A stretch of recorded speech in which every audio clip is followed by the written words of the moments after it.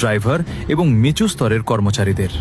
তিনি জানতেন বড় অফিসাররা যা গোপন রাখেন এই ছোট কর্মচারীরা অজান্তেই তা আড্ডার ছলে ফাঁস করে দেন। ডোভাল নিজের পকেটে টাকা খরচ করে লাহোরের সস্তা রেস্তোরাঁগুলোতে তাদের সাথে আড্ডা জমাতেন।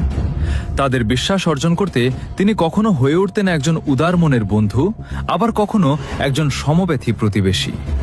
ঘন্টার পর ঘন্টা ধোঁয়া ওঠা চায়ের কাপে চুমুক দিতে দিতে তিনি তাদের মুখ থেকে বের করে আনতেন পাকিস্তানের অত্যন্ত গোপনীয় সব সামরিক মুভমেন্টের খবর। এই সময়ই তিনি ভারতের নিরাপত্তার জন্য সবচেয়ে বড় হুমকিটি শনাক্ত করেন। তিনি জানতে পারেন পাকিস্তান গোপনে ভারতের পাঞ্জাবে বিপুল পরিমাণ অত্যাধুনিক অস্ত্র পাঠাচ্ছে খালিস্তানি সন্ত্রাসীদের সাহায্য করার জন্য। তিনি কোনো ডায়েরি বা কাগজ ব্যবহার করতে পারতেন না, কারণ যে কোনো সময় আকস্মিক তল্লাশিতে ধরা পড়ার ভয় ছিল।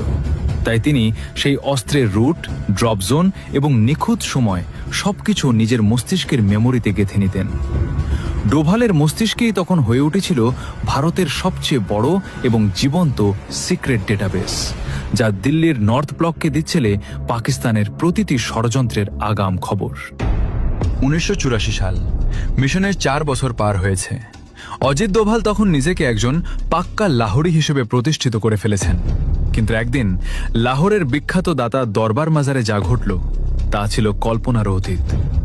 ভিড়ের মধ্যে হঠাৎ একজন সাদা দাড়িওয়ালা বৃদ্ধ ডোভালের পথ আটকে দাঁড়ান।